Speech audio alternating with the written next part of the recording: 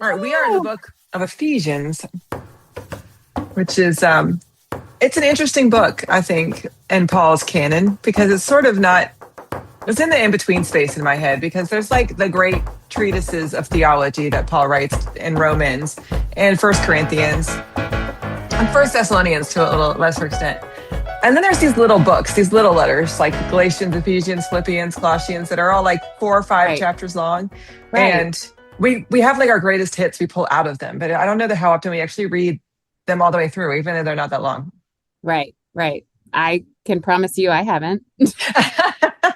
So if you needed confirmation on that, yep, here we are. I have Well, not read it all the way.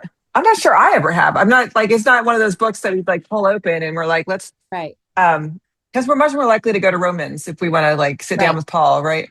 So I think it's important for us to recognize that this is one of those books that we're less familiar with. Yeah. Yeah. So what do you know about Ephesians? Very little to nothing. Um, I know how to pronounce it. I know how to Yeah, spell. I know it is a letter of Paul's, yeah. and that might be it. So Uh, Ephesians is one of Paul's letters that he wrote while he was in prison. So the last part of his life. oh, I did know that part. I knew he was in Okay. prison. That Yay. that's my other fun fact. Now I'm done. Yeah. So he was in prison the last part of his life, for the Yeah. last 2 years of his life. So he wrote letters while he was in prison, which means fellow Christians were allowed to come and see him. It was more like house arrest is better than prison, I guess is a probably a better way to put it. Um, so he wasn't in like a jail. He was just Right. in prison to his house. So fellow believers would come and like bring him food and stuff, but they would also bring in like correspondence and things. So Mhm. he would still be in communication with the churches that he was resourcing throughout Asia and the Mediterranean. So this is one of the prison letters to a town called Ephesus, which is in um, Asia Minor, what we would like Turkey Right. Right. there. Though we've learned in the World Cup that they don't call it Turkey. It's not supposed to be called Turkey anymore. Really? I In the missed World that. Cup, they've been calling it Turkey. Oh, Maybe that's how they say it in Turkish. I don't know. But yeah, well, that's good to know. Okay. because All somebody right. asked me what one of my kids was like, where's Turkey? And I was like, I think that's Turkey. Right.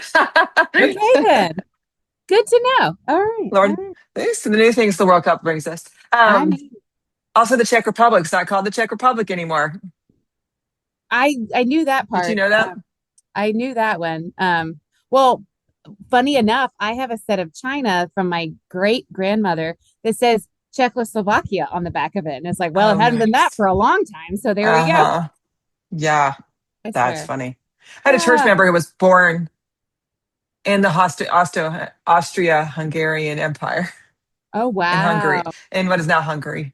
Yeah. But yeah, when he was born, he was like, it was like 1919 or something like that. It was like right at the end of the war. So it was Yeah. Yeah. right Yeah. like in that sweet spot. And I was like, Interesting. yeah, Huh. and that part of the world has seen a lot of change. Um, Right. so anyway, he's in prison. These are like these are the most pastoral of his letters. So like Romans was to the church in Rome, but it's a very much theological tech, like it's very much theology, like Right. instructions, Right. very heavy book, Mhm. very dense book. The Right. prison letters are much more pastoral. They're like practical advice to people in um, a specific location and in a particular time and place. I always think that's helpful to remember that Paul's letters were not, most of them, except for Romans, were written to a specific place and time. And so they weren't meant for Right. like universal application. Right. They're more I like think that advice. is important. Right. That Yeah. is important because we context matters, right? We've talked about that a lot. So yeah. Okay. Well, yeah. And like if you know you're reading somebody else's email, Right. it's it's a different thing than if you're reading like a textbook that somebody written sat down and wrote for you um to like learn about a subject. Like this Right. is a one-sided conversation. Like, we're reading one person's email inbox Yeah. essentially, Yeah. which is a whole Right. different situation because you're only getting half of the story. So you got to have to Right. imagine what's the situation that's actually happening in Right. Ephesus to prompt this reaction. So, Right. Right. Right. Okay. um, so that's where we are. Ephesians 4 is right in the middle. And Ephesus was a trading town. It was a crossroads of trade. So it was a very big, a large city with a lot of people moving in and out of it. So Okay. um, that is important context because the question that seems to be presented to us is how do we deal with people of different Mm, faith backgrounds who are coming into the church and folks who are not in the church at all? Like, what do I do about that? So right. that's Huh. sort of where we are coming into this passage. So we're going to start with verse 17. You want to read through Okay. let's read through uh, 24. All righty. So I'm telling you this, and I insist on it in the Lord. You shouldn't live your life like the Gentiles anymore. They base their lives on pointless thinking, and they are in the dark in their reasoning. They are disconnected from God's life because of their ignorance and their closed hearts. They are people who lack all sense of right and wrong and who have turned themselves over to doing whatever feels good and to practicing every sort of corruption along with greed. But you didn't learn that sort of thing from Christ.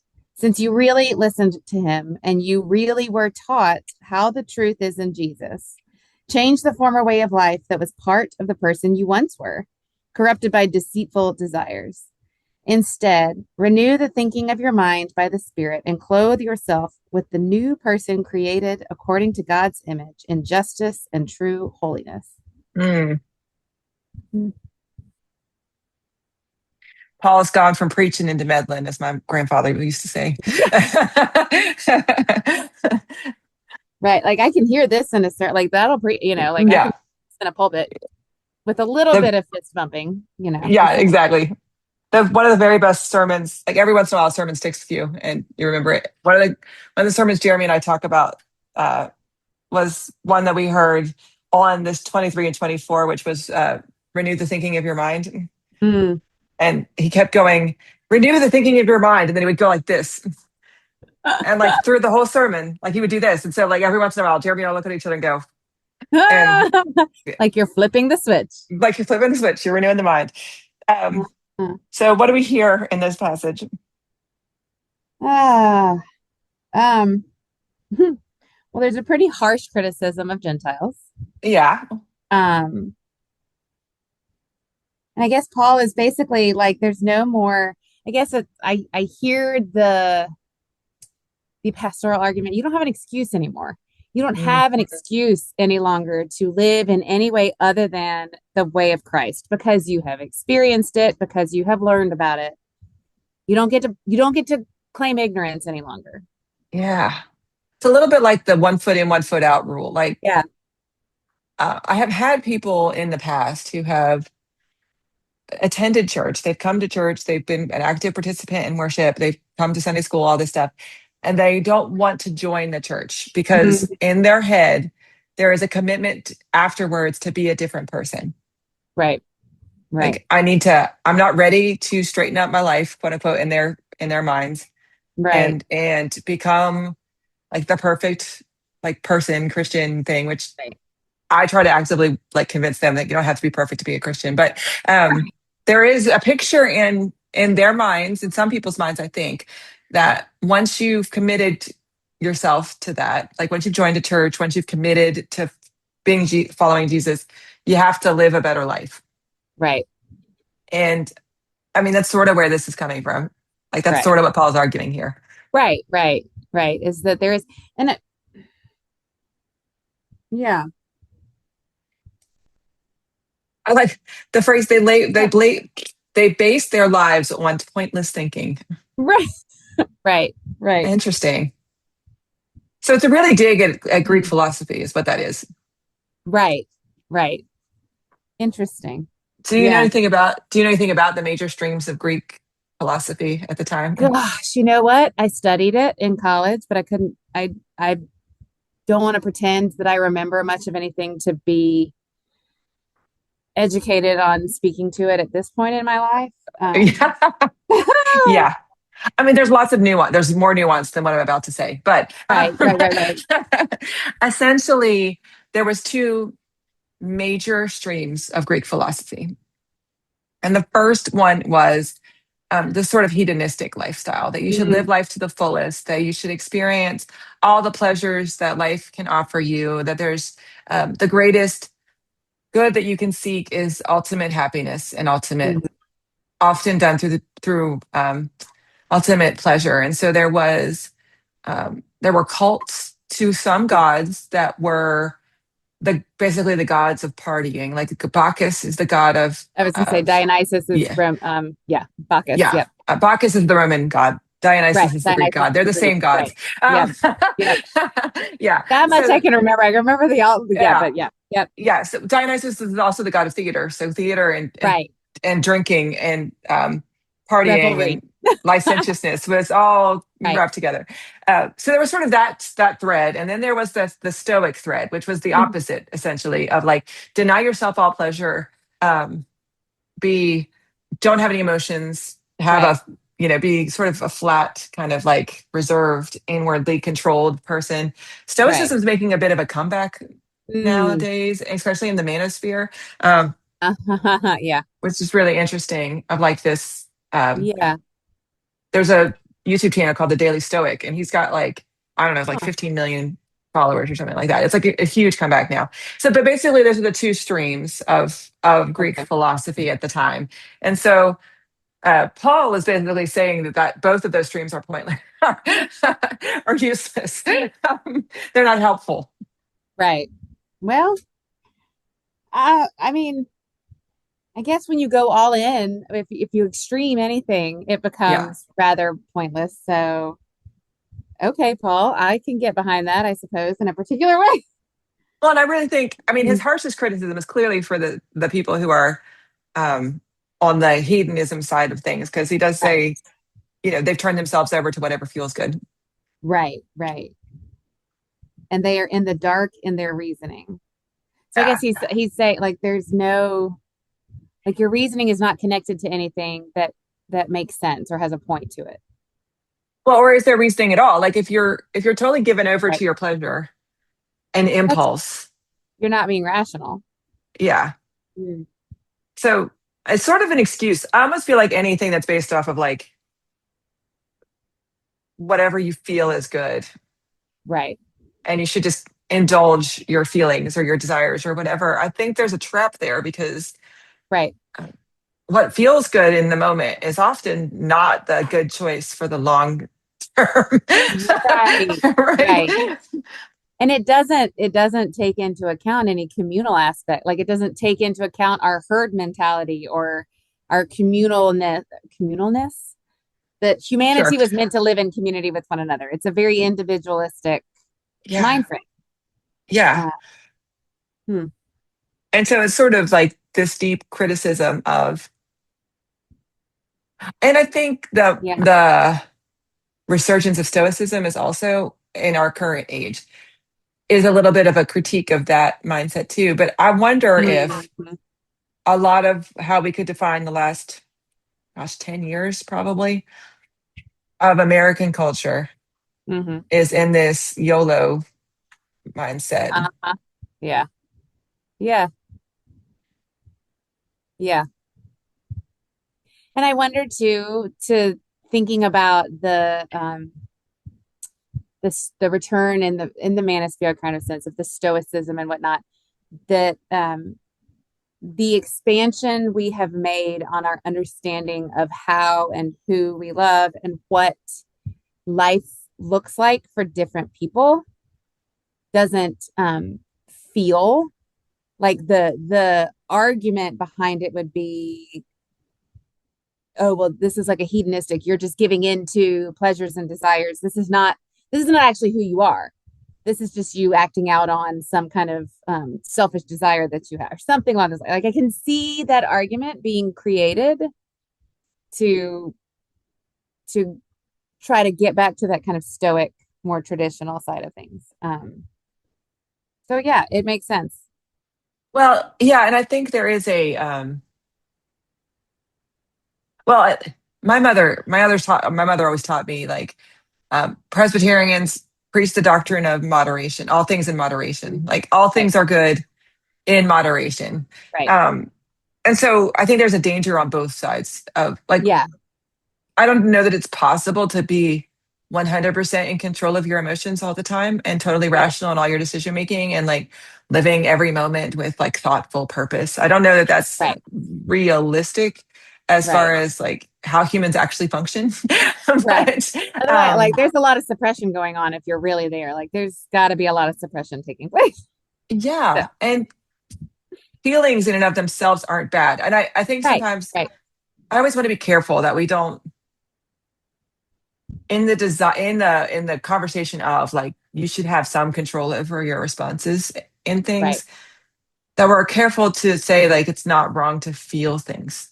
Right. Right. It's how you, what you do with those feelings and the steps that you take and the actions that you take that are the things that you need to do with intention. The feelings are just a reality of what's happening in the moment. Right. Yeah. Well, I think some of that for me is to remove the shame of it. Yeah. Like Yeah. uh there's a lot of responses we have. There's a lot of times where people make bad choices out of a trauma response or out of um peer pressure, whatever. Like there's lots of Right. reasons people make bad choices. And I don't think shame should come along with that Right. because who among us has not made bad Right. choices, right? But Right. I think what Paul is here is cautioning against is the turning yourself over to what feels good. So like Right. the only thing that matters is the impulse of the moment. And I don't know that I've ever made a choice in the impulse of the moment that turned out to be long term good. Healthy and good. Right. Right. And again, it also does not take into account the fact that you are part of a bigger community and part of Yeah. a society and part of because I also find that if you're mm, that's going to be a generalization, but I'm going to go with the generalization and just recognize that that's what it is. You know, quite often, if you are giving in to your desires or your pleasures or whatever they are, is it at the expense of someone else? Mhm. Quite possibly, yes. You know, quite. I mean, not necessarily all the time. Again, that's not a. But I think that is something that I would caution people on. Like, And you I know, wonder if that's what he means by you learn differently in Christ. right, It's not right, like Christ was walking around never enjoying himself. right, I think we right, sometimes have this image of like, I don't know, like a Jesus that's not fully human in any way. Like it's right. some sort He's of purity culture cipher. Jesus. Yeah, Right, right. exactly. Yeah.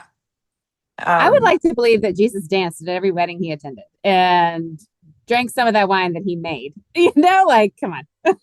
I got in so much trouble once. Oh my God.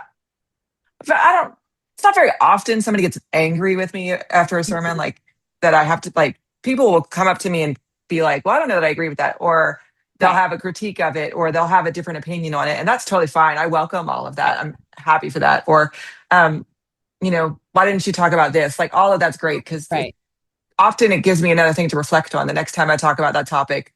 I need to right. make sure I think about this.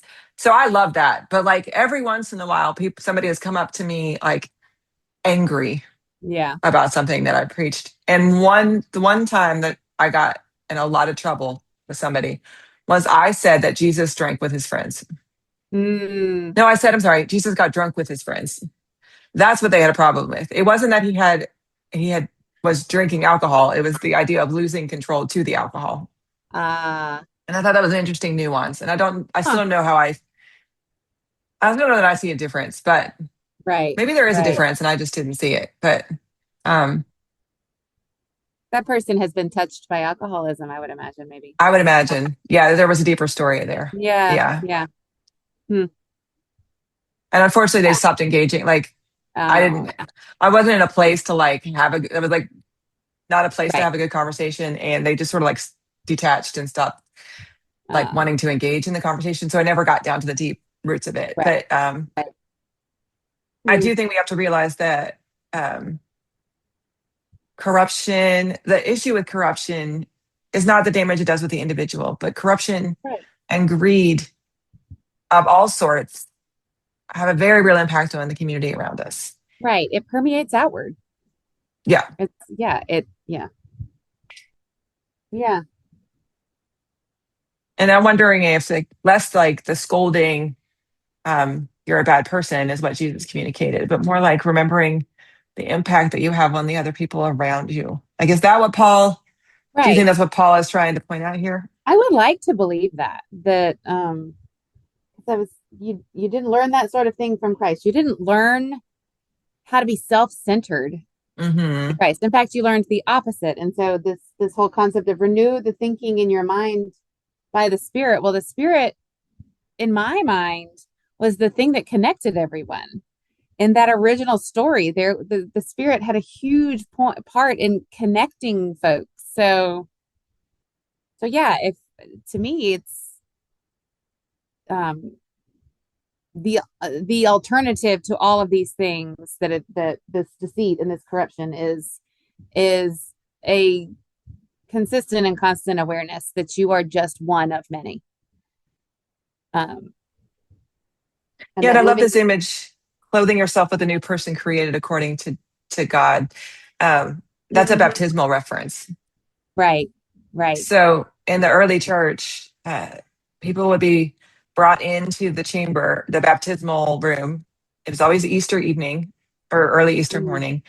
They were brought into the baptismal room and they would be wearing one set of clothing. And then in the room, they would take all their clothing off and they would be baptized naked. And then they would be Huh. clothed, literally clothed with a new robe, Wow. symbolizing the new person. And Interesting. that's why there Yeah. were deaconesses in the early church. So there were deacons and deaconesses because they recognized the women were the ones who Right. needed to, um, which clearly meant that there were also female people who were baptizing, were doing Uh-huh. the baptizing, because if they Right. recognized that there needed to be that Right. um, Right. gendered Right. experience for baptism, if you're going to be doing it with no clothes on, oh, Right. Right. Right. um, Then women were given some authority, I would then imagine, women, right? yeah, yeah. So, Hmm. Hmm. so I love that baptismal Yeah. um, idea. And so, what's the implication, do you think, here that Paul is saying about our deceitful desires if after we're baptized? Hmm.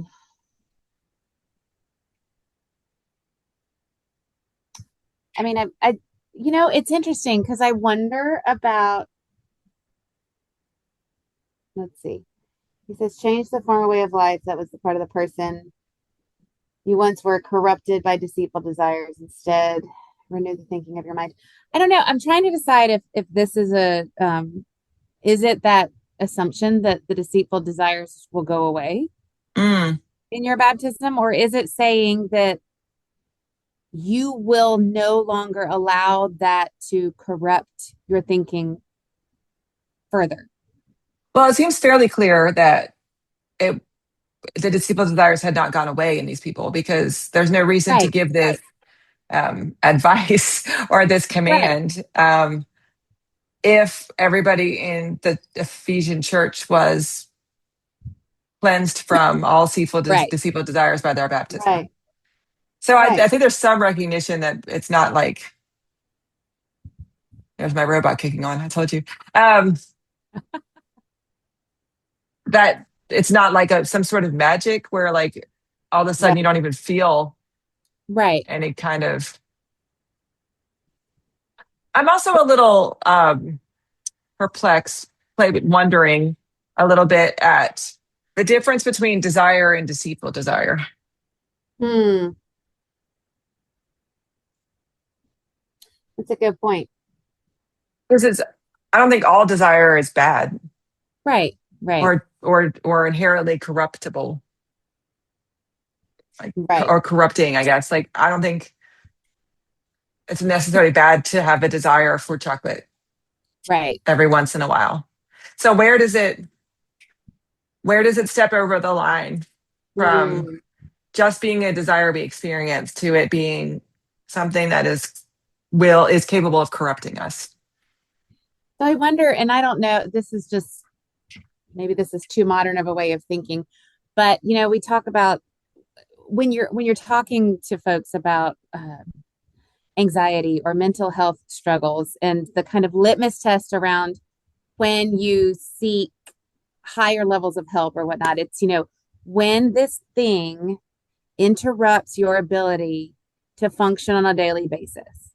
And so I think about like when a desire interrupts your ability to make a good decision for yourself or for other people, then Hmm. does it become deceitful? If that desire is going to create something unsafe or unhealthy for yourself or another person, is that kind of the threshold at which you can say this is no longer desire, like this is something that you should not and cannot act upon? I don't know. Yeah, I love that. I really like that. And it makes me wonder about the difference between, I think I link somewhat in my head desire and temptation as being the same Hmm. and not the same thing, at least friends, at least really close together. Like, Right, right. and I wonder about the difference between desiring something and being tempted by Hmm. it. Huh. And Yeah. is there a, am I seeking nuance where maybe there isn't nuance? Are these Right, right, interchangeable words? But I wonder, because I guess temptation for me, like we pray, lead me not into temptation every right. Sunday. But is that the same thing as like mute all desires in me? And I'm not sure that's the, So I'm I wondering don't if know there's a why. difference. And I think maybe, I don't know why I think this. And so I don't, again, maybe there's like a wrong nuance or something, but for some reason, desire feels internal and temptation feels external. Like desire feels like it's coming from within and temptation feels like it's coming from outside. Um, I'd have to sit and think on why that would matter in like a negative spin or a positive spin. I don't know that I could articulate whether or not that matters. I don't know. Like I Hmm. said, there may not be as much of a Right, right, right, right, right, right. nuance difference as I'm creating in my head. Except for I do think the external internal thing maybe has some input into it. And I guess temptation, there is that link with sin in my brain with Right, right. temptations. But then Paul here is saying deceitful desire, and that makes me wonder if they're closer linked than what I think they are. Like if we have a feeling or an Yeah, emotion or an experience or something that rises up within us that yeah. is a powerful something that might draw us in, is it when the temptation to act on it becomes the driver that it becomes sinful? Do Mm, you see what I'm saying? yeah, Like yeah. there's some times where like I really want, and I keep going back to chocolate because that's what I'm craving right now. But like I really want a chocolate. I want some chocolate milkshake. Right, And that's a desire that I have. But right, unless I'm driving by cookout, I'm not getting that. I can't act on that temptation. And so right. is it the acting on it that's the issue, or is it the feeling Mm. of it that's the issue? I mean, my gut says it's the acting on it because then we go back to the feelings. I mean, Hmm. it's kind of like when John talks about behavior modifications in kind of the prison system and whatnot, and like training officers when you've got an inmate who is irate and is yelling every single possible thing about your mother and your grandmother and all of this and that and the other. But the goal from the beginning was to get that inmate to move back to their room or their cell. Hmm. If their feet are moving, it doesn't matter what they're saying to you. The behavior has been modified. You're getting the result that you were seeking. And so, wait, I just completely lost why I was going to connect that to the acting on. Oh, so like our, it does feel like it's almost impossible for us to tamp down all of the desires or wants or even, I, if I am being incredibly honest, I have a temper when it comes to driving in the car. For whatever reason, my angst and whatever frustrations I have held in the day are going to be projected onto the drivers around me. And I feel like people are doing things to me on purpose in their cars, you know? Right. Like you are driving in the spot that I don't like you to drive next to me. Like I don't like being side by side in a car, but you're doing that to me on purpose. Do I not have the desire to like yank my car over and bump them off the road? I might have that desire. If I'm being wildly honest, I don't want to harm anyone, but Mm-hmm. that's what bubbles up from in my sinful self. I don't see that as the problem would be when I allowed that to become so visceral and so real that I acted upon it. Then Yeah. harm to another human being in the world, because then I would be living exactly the opposite of what Christ has invited me to do.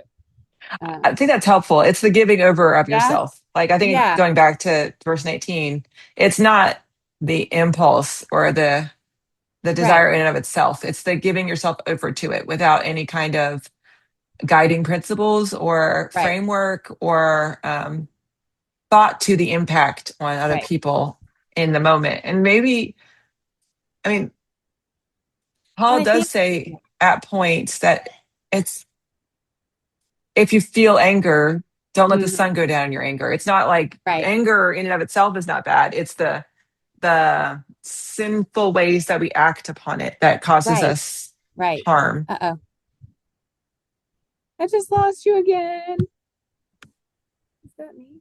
Oh, there you are. Hi. Yay, we're back. Okay. Yeah, no, I think that it's so yeah, there is, if you want to say, we are what? We are theoretically just, we're sinful creatures by nature. And maybe that's where that shame part comes in, Mm, is when I could, and I have in the past, like I have felt shame over a feeling that I have had. I have felt shame over wanting to bump that person off the road because they're annoying me.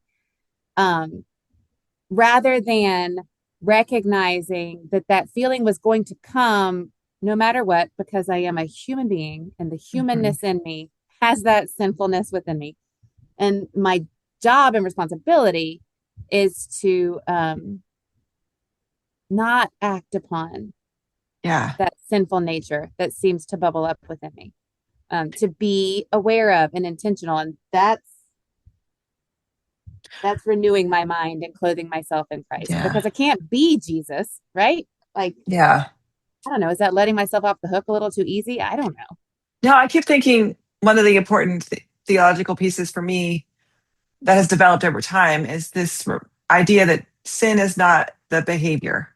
Mm, Sin is not the specific thing that we do. Sin is the thing right, that is in our heart that causes us to want to do the thing.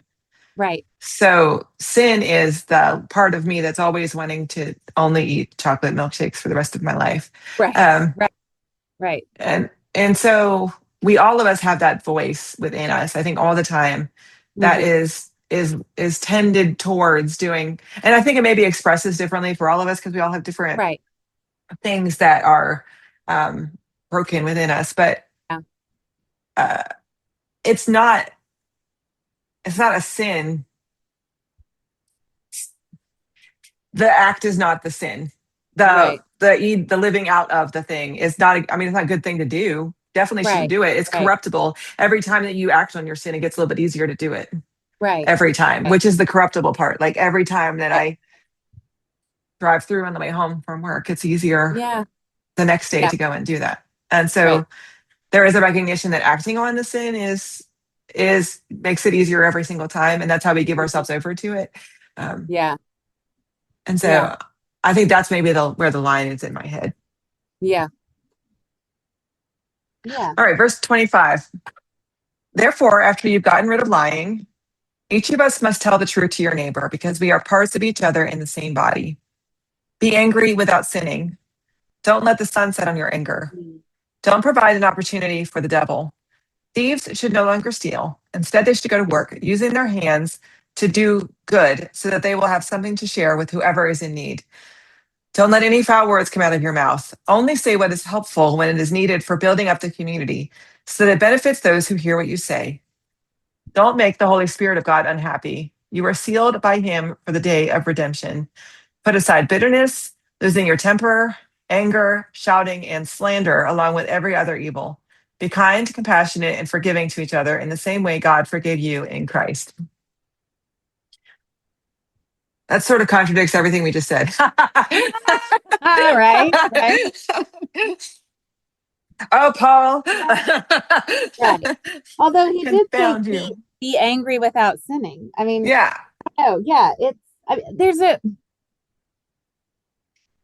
I don't know. There's something in it to me that, and again, I always worry that I'm either coming down too hard or I'm letting myself off the hook too easy. Like I feel like there's no in between there. But you know, this is an ideal. This Yeah. is the goal. This is the goal that Paul is setting up for us as human beings. And the recognition I think that I have is that I will never get there. But the job is maybe not to get there. The job is to consistently pay attention to how I'm trying to Mm. get there. That each, and again, like I said, maybe I'm letting myself off too easy, but don't let foul words come out of your mouth. Well, guess what? Failed at that even today. But did I Well, I want to say, recognize in that moment, like, right. did I recognize that I did something wrong and maybe take note of the fact that I could have done that differently? Yes, I did. I think it's helpful to recognize the alternative he presents with each thing. So, like, Mm, don't let any foul words come out of your mouth. Only say what is helpful when is needed for building up the community. So it's not right, curse words. right. Like foul words and curse words are not equal. They're not the same. That's true. For That's one true. thing, those have changed over time. What we Right, consider to be right, a dirty word or a bad word right, changes over. That's culturally contextual. right. Very true. Some of the curse words we have nowadays, they didn't even exist 200 years ago. Right, Like if you trace back their origins. So, and they're different in every language. Like right, or even not even different languages, but like different cultures. What are curse words in America? If you go to England, they use all the time. right, Um, right, and we use words that they would consider to be dirty words all the time because it's right, not the same right, culture. So right.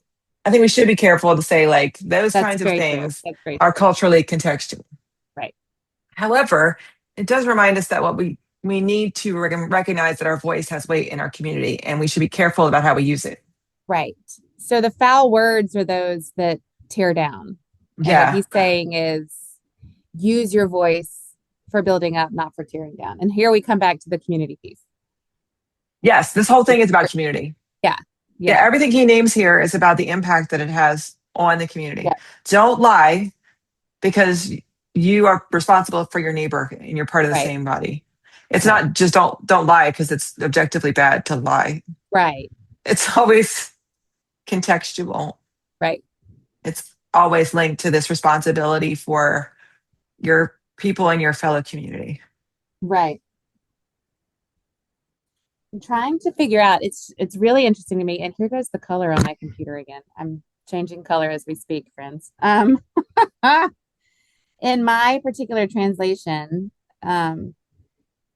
each of you must tell the truth to your neighbor is italicized. Hmm. Be angry without sinning is italicized. And I'm not quite sure why, but in that whole passage, those two lines are in italics, and it makes me curious as to why. It looks Of like course. those are, my Bible has footnotes with those, and they look like those are quotes from the Old Testament. Okay, there we go. Thank you. I don't know what they're quoting. Like, I couldn't tell you what their context is in the Old Testament. Like one's from Zechariah and one's from the Psalms, according oh, to there we go. the Okay, footnotes. now I was like, there's no footnotes. I found it now. Oh, okay. Yeah. I mean, Yeah. but clearly, I think that's interesting when there's a quote, direct quote Right. from, Right. because Paul is rooting it again in the Old Uh-huh. Testament. Right. Paul is harsher to the Old Testament than Jesus is, but Paul is still very rooted. There's still quite Mm, a lot of Paul's theology that is tied into the Old Testament, which is why we have it in our Bibles, because it's the foundation of this right. whole enterprise. Right. Right. I Hmm. love this commandment. The only one that doesn't have a counteraction to it is thieves should no longer steal. Instead, they should go to work. Which I feel like has been taken out of context and used inappropriately for generations now, right? Like, why can't Ooh, you just yeah. get a job? It's like, Which doesn't necessarily make you a thief, but yeah, I get that. Yeah. right. Some of that's the American myth, right? Like, because we're all Mm, taught in elementary yes. school about um, John Smith and John Rolfe and like how John Smith was the first guy and everybody died because he didn't make everybody work. And then the second guy came in and put everybody to work and then they were fine and they lived, which ignores Right. completely the A lot of context, things. the Yeah. historical reality of what happened in the colony. But Yeah. because there's some people who can't work. So I don't know that work Right. Right. in and of itself is like is holy or salvific. But yeah, thieves should no longer steal. Stop doing that. Right. Hmm. But the reasoning is interesting. So they will have something to share with whoever is in need. Whoever's in need. Right. Back to So community. it's back to community. It's not just go to work for work's sake, but do work, go and get Right. paid and make money so that you have something to give Right. when it's So then, time to give. right. Mm. So it really does set it up and it makes sense. And I can get behind all of this with Paul from the standpoint of like the first part, um, I keep going back to like the deceitful desires and the problems with either strict hedonism or strict stoicism is the individualistic nature of it. Mm-hmm. The fact that what it does is it drives you to focus only on number one rather than recognizing that you are a part of a broader community and that Yeah. everyone matters within that community. But I think the key controlling verse here is 31.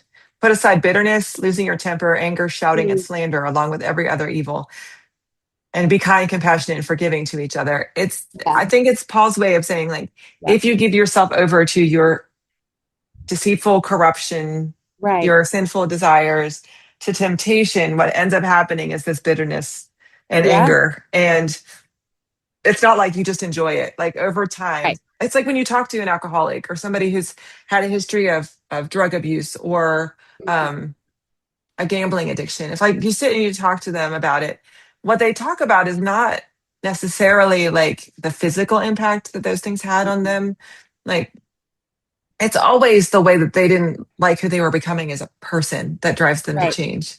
You right, know, um, right, I was becoming angry. I was isolated. I was like the reasons people decide to stop doing those things is not because they couldn't afford it, because people will always find money. And it's not because hmm, they didn't enjoy how it felt anymore. And it wasn't right, because um, of anything other than like the impact they knew it was having on other people mm, and the changes they saw in themselves and their own attitudes and their right. own perception of the world.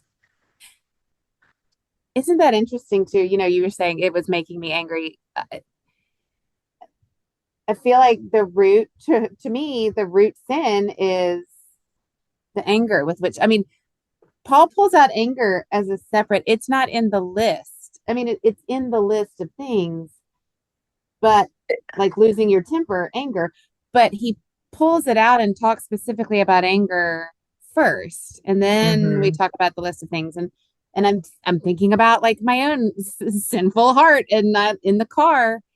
The more I allow myself to be angry, the more I allow myself to presume that everybody around me is doing stuff to me, which is an incredibly selfish thought process, by the way, the more I allow the anger to drive my decision making, like anger driving the decision making. It's like anger is at the root of a lot of our sinful behaviors, deceitful behaviors. What is the because what is the root of bitterness and anger and slander really? Mm, It's it's externalizing yeah, our feelings onto other people, yeah, right? So we have my guess is the anger you experience in the car is rooted in your the fear of the impact other people can have on your right, car. Like right, if you were just driving by yourself on the road, right. That'd be there's great. never any anger. It's the anger we get from driving is when somebody else does something stupid that endangers Right, us. And so right. anger is really a response to fear and And the I can't response to our control that. vulnerability. Yeah. Uh-huh. And Uh-huh. a loss of Uh-huh. control. And so like all of those things that he talks about, bitterness and losing your temper and anger and shouting and slander are all ways that we separate ourselves from other people and Right. create a barrier between ourselves and others. Yep. And when we allow that to consume us, it prevents us from being able to being in relationship with one another. Yep. I don't know if you know anybody who's super bitter Yeah. about the way Yeah. life has treated them, but it feels like when you talk to somebody who's consumed by their bitterness or their anger, everything is somebody else. It's everything is Yeah. external to them. Yeah. There's nothing, they never take ownership of their Absolutely. part of Hmm. whatever thing. Um, Yeah. and I think that's really what, like, this, the root of that, of those five things that he lists there is that when you let those things have control, they separate you from, they create a dividing barrier between you and other people and prevent you Right. being able to do the work of recognizing your responsibility for the circumstances in your life. Right. Absolutely. And that's the sin there in a way, isn't it? It's yeah. Yeah, because sin, I mean, we talked about sin a lot today, but like sin is in and of itself is selfishness, it's self-centeredness, it's Right. that Right. inward lookingness that when we put ourselves firstness. Um, Exactly. and so anything that's a product of that Yeah. is going to lead us into that path of evil. Because look Yeah. at the opposites, like in 32, what is he saying that the things that he's saying are good? Where did I just lost my place? Right. Kindness, compassion, forgiveness. Hmm. And all of those are the opposite because Yep. they're all um, taking the needs and realities of the other person into account Right. first. Yep. Like, what does compassion look like? Right. It looks like putting someone else, offering something of yourself to someone else, right? It's Yeah, and yeah. kindness and forgiveness both require you to take a beat and see the Yep. other person Yes. Yep. as a whole and as a child of God, just like you. And Hmm. so it's also external in a lot of ways, but it's external in a way that invites people in. Yeah. Yeah. Hmm. So yeah, there's a real nice juxtaposition being created in this passage. The old my translation titles this section the old and new life. Mm-hmm. And the old life is the me first, self-centered, living off of um, that um, the corruption of individual of over individualism, perhaps. And the new life is recognizing how very connected you are to everyone else around you and how responsible you are in that space. Hmm. And how those are the things that give you long-term pleasure and Right, satisfaction right. And are those are the are things that God yeah. modeled for you in Jesus. And those are the things God asks of you now. And you don't have any excuse left in not doing them because you literally got to see how it's done. Well, I think that's important because it's a reminder. It's like Jesus was angry and Jesus did Yeah, shout at times, yeah, but the motivation behind it was always for on behalf of yeah, the vulnerable or the weaker in that situation. And so it was always done from it was like a compassionate anger. right, You know, it wasn't a selfish anger. It was right, um, anger on behalf of right. the folks who needed him to speak up in those situations. And so it was driven from compassion and kindness and not from selfishness. Well, and it's kind of like like we go back to the very beginning of talking about, our feelings are our feelings. You don't help those. What you do is discern what it is that you're going to do with them. Well, Jesus's anger was a righteous anger, and what he did with it was put it into action in ways that taught and led. The Pharisees and all of the leadership, their anger was an anger that grew out of fear. And what did they do with that? They squashed whatever didn't match their thinking. So their actions, same feeling, very different actions coming out of those feelings, right? Um, so yeah, Yeah, so it's just a constant reminder that it's not not the impulse or Right. the initial thing. It's that beat. Do we take the beat Yep. to remember Yeah. that who we are and whose we are in this Right. situation? Right. And the next time somebody cuts you off in the car, do you take the beat Right. to experience the fear and anger without acting on it? Right. And maybe not. Like, I don't know that I don't know that I'm mature enough to do that. But I'm just saying, like, I had a counselor once who gave me really good advice, and I try to do it. I try to remember to do it. Like, what's your mantra? What's the saying that I say? I have found myself saying so much in the last 5 years of my life, probably because I'm finally getting older and wiser.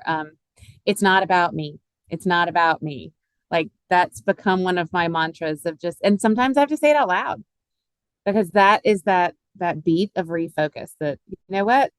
That person's driving is not about me. It's really not. And then I get a chance to laugh at myself and realize how ridiculous that kind of sinful impulse to assume something. And then you get to move on. But yeah. it's just funny to me. This is the third conversation I've had with somebody today admitting their anger in the car. I just wonder I A wonder how many of us have bit this of a secret problem. bit of an epidemic, I would say. Yeah. Yeah. So, all right, what's your takeaway today? Oh, Paul. I really do love that. Like, I think part of my takeaway is I have I've spent a lot of my adult life listening to other people talk about how they didn't like Paul because of his like aggressiveness or abruptness or whatever it was. And I'm now like just now starting to realize, well, maybe it's because you were taking it at some kind of face value and you were hearing it from some place that you were in. You weren't hearing what Paul was saying. And so I have a new appreciation for Paul's words when when you sit with them for a bit. um and I think my other takeaway is you cannot live a faithful Christ-like life without automatically recognizing how you are a part of something bigger than yourself. You can't do it. Yeah, there's no such thing as a solitary Christian existence. Right, right, Um, even the monks who locked themselves in their cells for years had to come out and get food. People had to right, feed them. They were still dependent upon other people. So right, um, there is no Christian existence that doesn't require you to participate in some form of community. right. I think that's really important. Yeah, the person who changed my mind about Paul is a professor at Union Seminary in Richmond, Frances Taylor Ginch, and she wrote a Ah, book yes. called oh gosh, I'm not gonna remember the name of it now. Text of Terror, and Mm, it's the words of Paul that were used as bludgeons for centuries to justify terrible things like mm, slavery or oppression of women or like any number of things.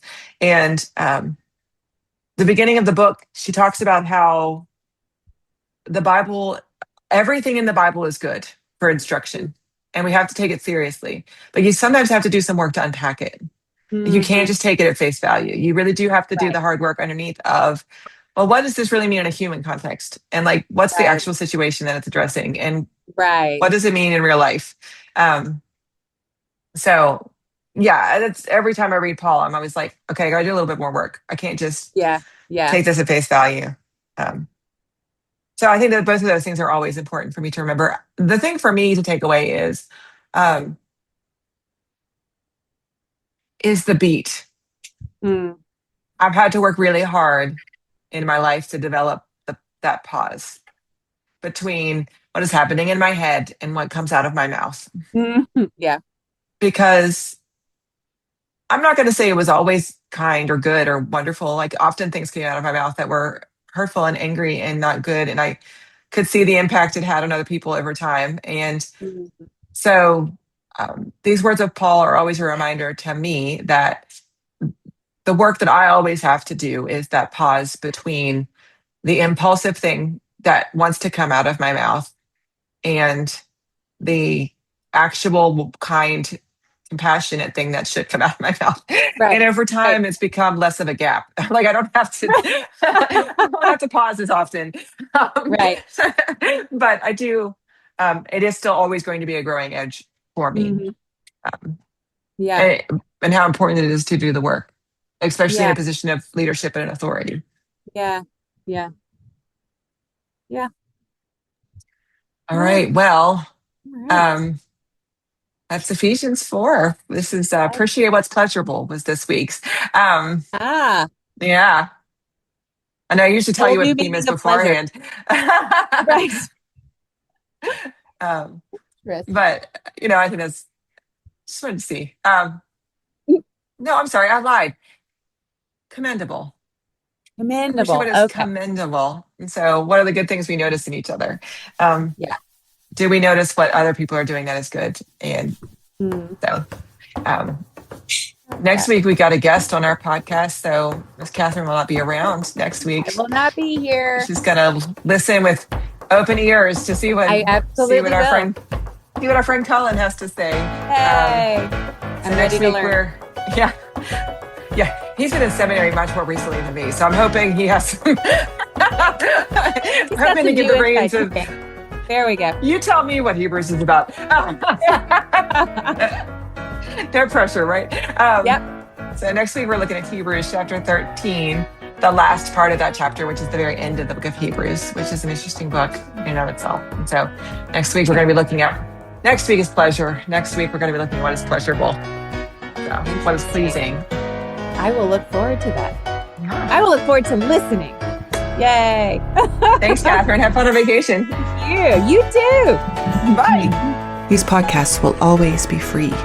However, if you find them meaningful and would like to consider supporting our online outreach, you can donate using the link in the description or at wakeforestpres.org.